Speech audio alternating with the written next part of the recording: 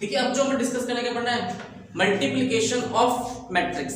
अब तक हमने क्या क्या सीखा है, एडिशन सीखा, सबट्रैक्शन सीखा, और अब क्या सीखने वाले हैं हम, मल्टीप्लिकेशन ऑफ मैट्रिक्स की बात करने वाले हैं। चलिए ध्यान देना इस टॉपिक पे, ये बहुत इंपॉर्टेंट कॉन्सेप्ट है मल्टीप्लिकेशन ऑफ मैट्रिक्स। इसे जानने के लिए सबसे पहले आपको एक कंडीशन पता होनी चाहिए, number of column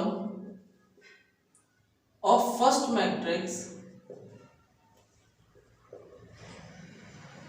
is equal to number of row of second matrix। पहले वाले की कॉलम और सेकंड वाले के रो आपस में इक्वल होने चाहिए तो ही आपकी multiplication is possible. Multiplication is possible, otherwise ये पॉसिबल नहीं होगा। सपोज देखो एग्जांपल, ये 2/3 ए मैट्रिक्स है और एक बी मैट्रिक्स मैंने लिखा 3/4। सपोज मैंने लिख दिया 3/2 लिख दिया। अब चेक करो, पहले वाले कॉलम सेकंड वाले रो के क्या इक्वल है? यस। अगर पहले के कॉलम सेकंड वाले रो के इक्वल है तो आपका multiplication is possible, otherwise possible नहीं होगा। तो इस वाले केस में पॉसिबल हो जाएगा। एग्जांपल में देख लो, जैसे 2 रो 3 कॉलम, 2 रो 3 कॉलम 5 0 6, 2 रो हो गई और 3 कॉलम हो गया। यहां देखो 3 रो बननी चाहिए, 5 1 3 2 0 6, 3 रो बन गई है, 3 रो है और 2 कॉलम। अगर पहले वाले के कॉलम दूसरे रो के इक्वल है तो मल्टीप्लिकेशन इज पॉसिबल। एक एग्जांपल और देखो, सपोज ए मैट्रिक्स में लिखा 2/2 और बी मैट्रिक्स लिखा मैंने 3/2। चेक करो, क्या पहले के कॉलम दूसरे के रो के इक्वल है क्या? नहीं है। तो इस वाले केस में नॉट पॉसिबल, इस वाले केस में मल्टीप्लाई कर ही नहीं पाओगे। क्यों? क्योंकि कंडीशन अप्लाइड नहीं हो पा रही है। तो फटाफट से कॉपी करो, मैं आपको एग्जांपल में प्रूफ करवाता हूं। देखिए मल्टीप्लाई करवाते हैं यहां पर, a मल्टीप्लाई b। सबसे पहले वो क्या करना है, पहली वाली रो को फर्स्ट वाले कॉलम से मल्टीप्लाई करना है। क्या बताया? पहली वाली रो को फर्स्ट कॉलम से मल्टीप्लाई करना है। कैसे? 2 5 जा, इसको इससे 2 5 जा 10, 1 वाले को 3 से 3, फिर इस 1 वाले को 0 से, तो आ जाएगा 0। क्या बताया मैंने आपको? पहली वाली रो को पहले वाले कॉलम से मल्टीप्लाई करोगे तो एक एलिमेंट बनेगा। क्या बनेगा? सिंगल एलिमेंट बनेगा। कोई डाउट? दोबारा देखो, अब देखो फिर फर्स्ट रो को सेकंड कॉलम से करेंगे तो सेकंड एलिमेंट बनेगा। 2 एकम 2, 1 2 2, 1 6 6, ये एक सेकंड एलिमेंट बन गया। यहां चेक करो, अब इस सेकंड रो को पहले कॉलम से 5 5 जा 25, 0 को 3 से करेंगे तो 0, 6 को 0 से करेंगे तो 0, ये भी एक एलिमेंट बना है। 5 1 जा 5, 0 को 2 से करेंगे तो 0 और 6 6 जा 36, 6 6 जा 36। अब देखो यहां पर क्या है, क्या है? आप 10 3 13, 4 और 6 10, 25 और 37। अब चेक करो आपका आंसर किस फॉर्म में आया है। 2 रो है और 2 कॉलम है, 2/2। अगर आपको जज करना है कि सही है कि गलत है, आप इधर आ जाओ। आपका आंसर जो बचा हुआ होता है ना, यहाँ पर ये जो दिख रहा है और ये इस फॉर्म में आता है। अब जो बाकी बच जाता है उस फॉर्म में क्या आना चाहिए? आंसर आना चाहिए। देखो यहाँ पर 2 बच गया था और यहाँ पे 2 बच गया, तो 2/2 की फॉर्म में आपका आंसर आना चाहिए। जज करने का तरीका होता है। पहले वाले के कॉलम सेकंड वाले रो के इक्वल है तो मल्टीप्लाई पॉसिबल है। आपने मल्टीप्लाई करने का तरीका सीखा। और अगर आपको चेक करना है आंसर किस फॉर्म में आना चाहिए, ये जो 2 बचा हुआ है यहाँ पर पहले वाले के रो और सेकंड वाले के कॉलम के फॉर्म में आंसर रिप्रेजेंट करता है। एक आपके लिए घर के लिए होमवर्क है, इसे घर पे करना। 3 2 1 5 बी दे रखा है 6 8 5 5 3 2/2। आपको ये सेल्फ होमवर्क है, घर पर ट्राई करना और बच्चे कमेंट में जरूर बताएं, इसका आंसर शेयर करें, इसको नोट डाउन करो। तो हमें पढ़ना है इक्वल मैट्रिक्स का हम डिस्कस करेंगे। इक्वल मैट्रिक्स क्या है समझते हैं। जैसे सपोज ए मैट्रिक्स है 2/2 और जो आपका बी मैट्रिक्स है ये भी 2/2 का है। अगर दोनों का पेयर इक्वल है, जितने एलिमेंट्स यहाँ उतने एलिमेंट्स वहाँ 2/2 की भी मैट्रिक्स 2/2 की भी मैट्रिक्स है, इसे हम बोलेंगे इक्वल मैट्रिक्स A = B। और अगर ऐसा है तो हम क्या बोलेंगे, सपोज यहाँ दे रखा है 2 3 4 5, सपोज यहाँ दे रखा है X Y Z W, corresponding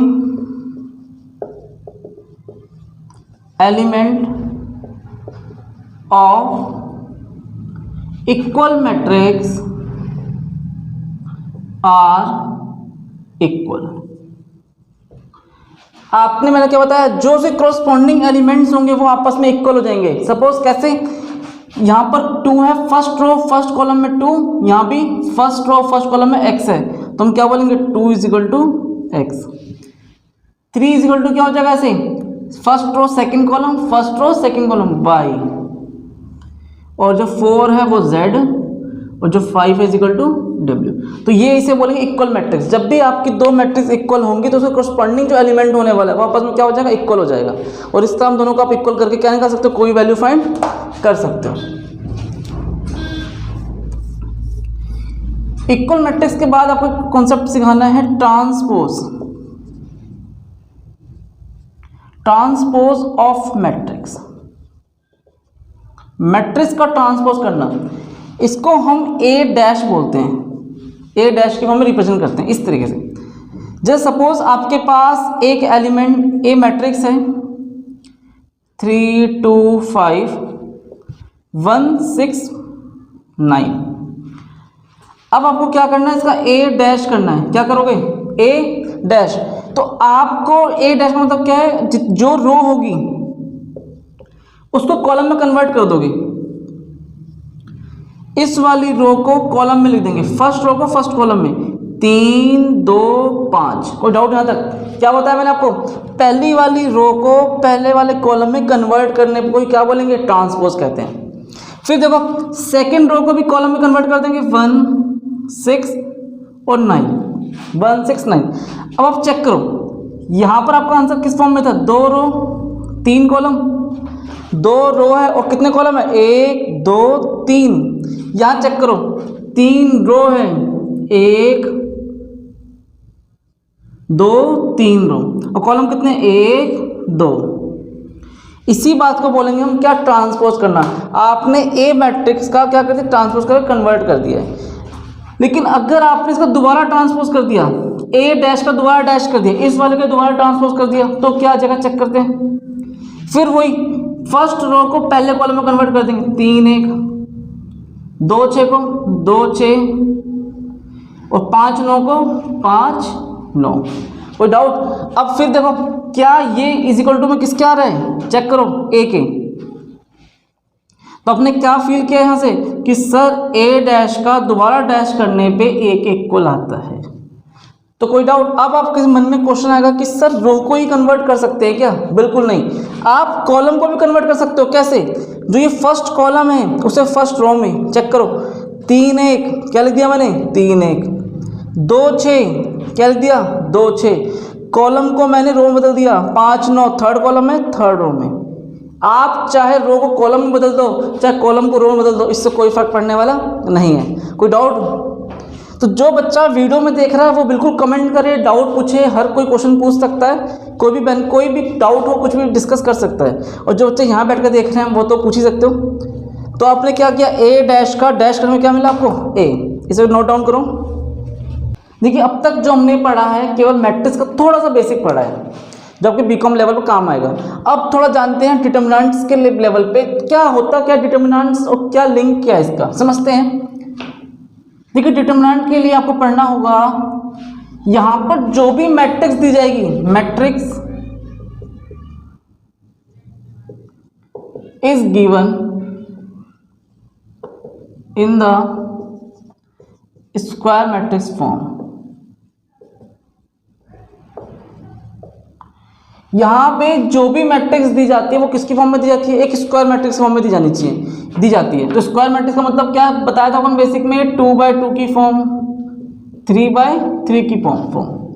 हम दो एग्जांपल लेते हैं और डिटर्मिनेंट्स को हम इस तरह रिप्रेजेंट करते हैं। क्या मतलब है इसका, डिटर्मिनेंट ए, सपोज मैंने एक डिटर्मिनेंट दे रखा है 2 3 4 1, तो चेक कर लो, 2 रो और 2 कॉलम, 2x2 का है।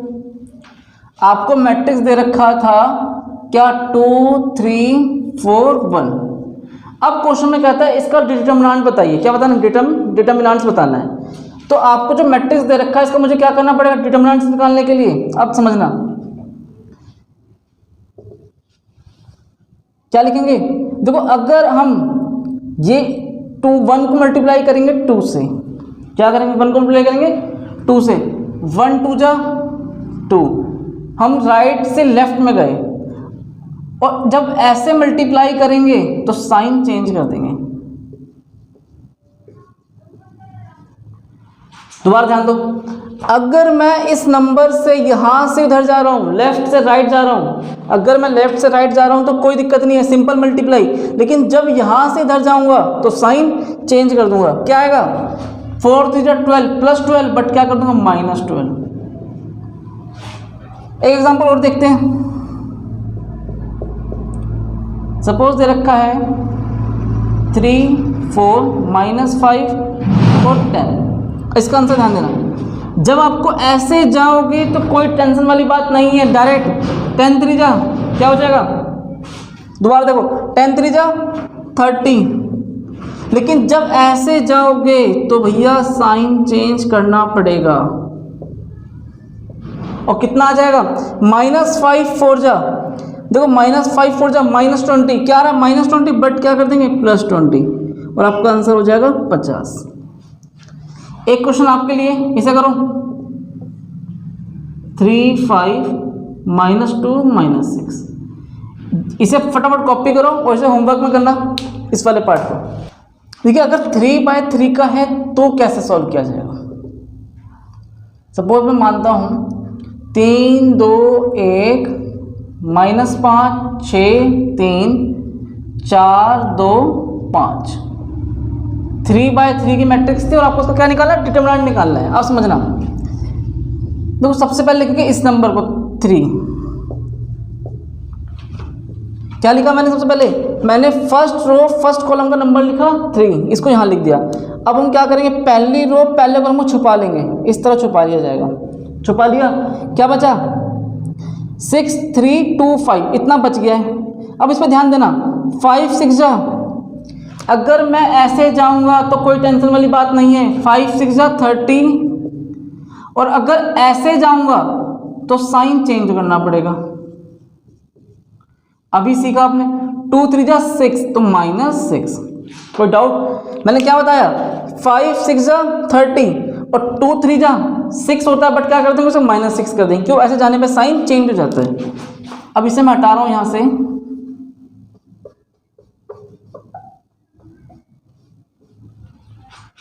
अब दोबारा देखो, अब यहां पर क्या है 2, इसका जो मिडिल टर्म होगा उसका साइन चेंज कर देंगे, तो यहां पे क्या आ जाएगा -2। दोबारा देखो, जो साइन यहां पर होगा साइन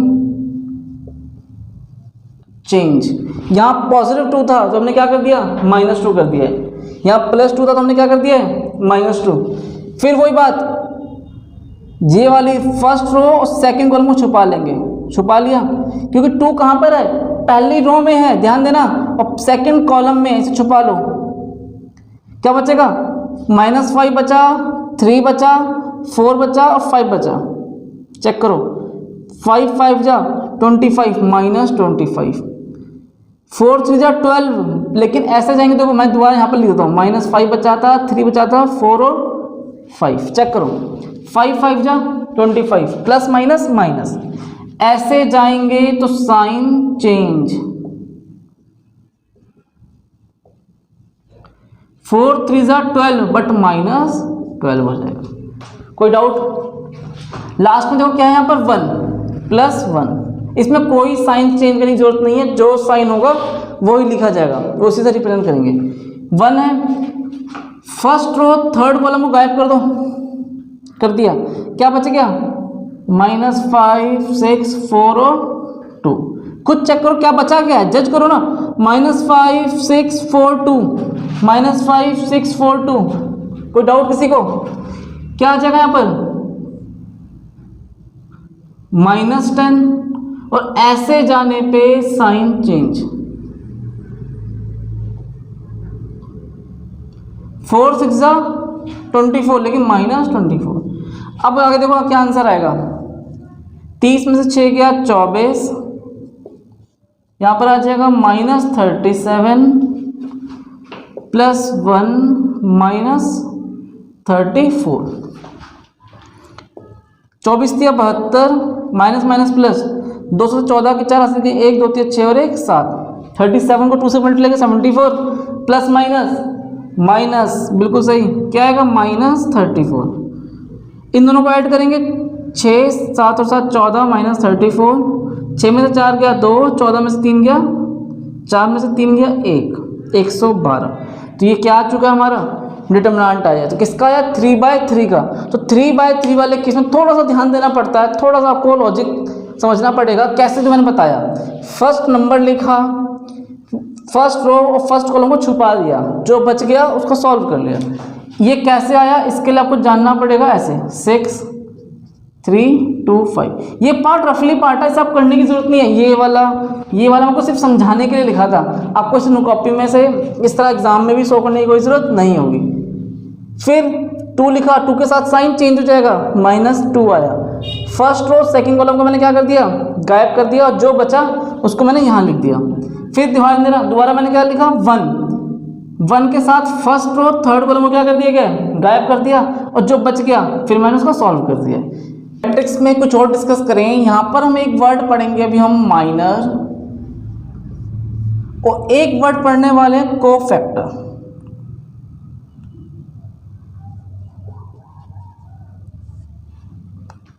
देखना माइनर का, माइनर को बोलेंगे हम M से और कोफैक्टर को बोलेंगे C से। सपोज मैंने एक मैट्रिक्स लिया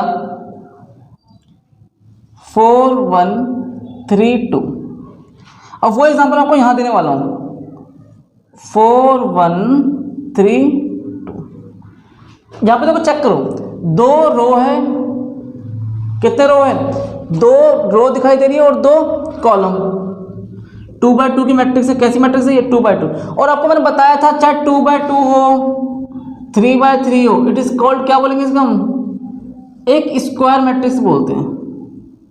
क्या बोलते हैं? Square matrix. तो यहाँ पर जो भी मैट्रिक्स दी जाएगी आपको माइनर के लिए, चाहे कोफैक्टर, कैसे होनी चाहिए? एक स्क्वायर फॉर्म में होनी चाहिए, 2/2 चाहे 3/3 की फॉर्म में होनी चाहिए। तो माइनर निकालना सीखते हैं। M11 समझना ध्यान से। अब फर्स्ट रो फर्स्ट कॉलम, अब समझना लॉजिक।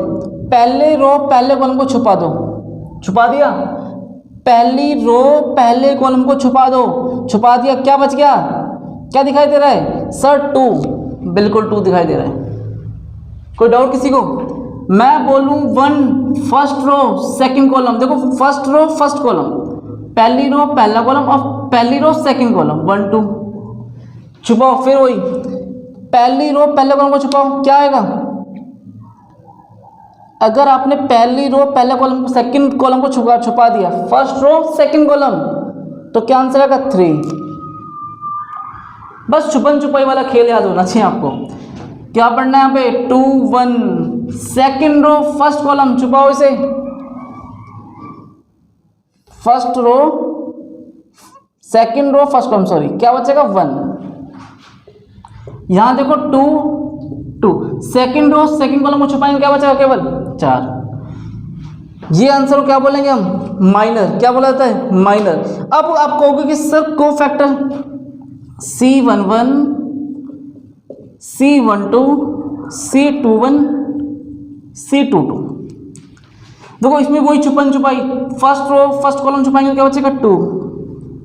यहां भी क्या बचेगा, फर्स्ट रो सेकंड कॉलम 3, यहां 1 और यहां 4। अब आप मेरे से ये पूछने वाले हो जरूर, क्या पूछोगे, सर दोनों में फर्क क्या रह गया, आपने जो ऊपर लिखा था वो नीचे लिख दिया। मैं कहूँगा बिल्कुल वही तो लिखा है मैंने, चेक कर लो, जो ऊपर लिखा वही नीचे लिख दिया। फर्क क्या है, फर्क जानने के लिए आप ध्यान देना। जो को फैक्टर क्या कहता है, कहता है जहां पर जिस जगह रो और कॉलम का सम ऑड हो, इस जगह 1 + 2 = 3, 3 इज ऑड। इस जगह 2 + 1 = 3, 3 इज ऑड। ये कहता है कोफैक्टर जिस जगह रो कॉलम का सम ऑड हो वहां साइन चेंज कर देना। तो डेफिनेटली इसका आंसर 3 नहीं आएगा, -3 आएगा। कोई डाउट? इसका आंसर देखो बेटा 1 है लेकिन -1 होगा। क्यों ऐसा मैं कह रहा हूं, रीजन कोफैक्टर साफ साफ शब्दों में कहता है भैया जहां पर ऑड हो जाए सम, किसका, रो और कॉलम का सम अगर ऑड हो जाए तो वहां साइन चेंज कर देना। तो मैंने 3 की जगह लिख दिया -3, यहां पर -1। कोई डाउट इस पे? फटाफट नोट डाउन करो।